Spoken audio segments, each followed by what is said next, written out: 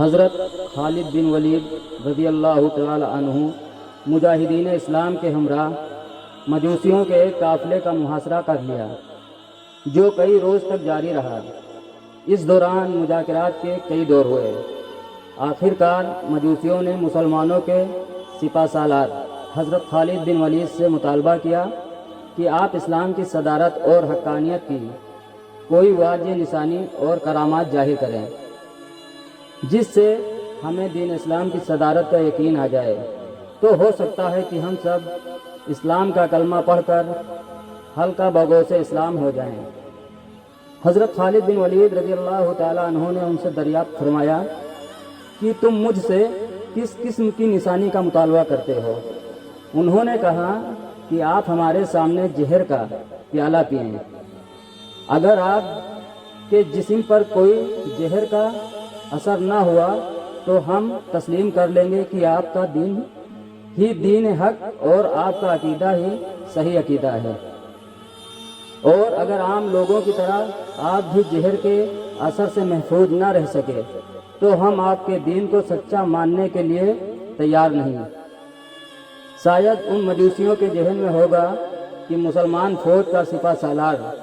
جب زہر کا پیالہ پیے گا تو لازمی بات ہے زہر اپنا اثر دکھائے گا اور حضرت خالد بن ولید رضی اللہ تعالیٰ عنہ کی زندگی کا خاتمہ ہو جائے گا، اور آپ کی وفات کے بعد مسلمان فوج کو شکست سے دوچار کرنا ان کے لیے مشکل نہ ہوگا۔ حضرت خالد بن ولید رضی اللہ تعالیٰ عنہ نے مجوسیوں کا مطالبہ سن کر دل ہی دل میں اللہ سے عرض کیا کہ اے میرے اللہ، یہاں تیرے دین کی صداقت اور حقانیت کا معاملہ ہے، اس لیے میرے حال پر رحم فرما اور زہر کے برے مہلک اثرات سے محفوظ فرما۔ اس کے بعد آپ رضی اللہ تعالیٰ عنہ نے مجوسیوں سے مخاطب ہو کر فرمایا، مجھے زہر کا پیالہ دو۔ چنانچہ زہر کا پیالہ لایا گیا، آپ نے اسے دائیں ہاتھ میں لیا اور زبان سے بسم اللہ پڑھ کر ایک ہی سانس میں زہر کا پیالہ پی لیا۔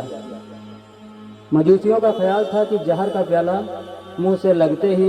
مسلمانوں کے سپہ سالار کی زندگی کا خاتمہ ہو جائے گا، مگر یہاں تو معاملہ ہی کچھ اور تھا۔ حضرت خالد بن ولید رضی اللہ تعالی عنہ نے زہر کا پیالہ پی کر اللہ کے حکم سے بخیریت صحیح سالم کھڑے ہو گئے۔ حضرت خالد بن ولید رضی اللہ تعالی عنہ کی یہ کرامات دیکھ کر تمام مجوسی پکار اٹھے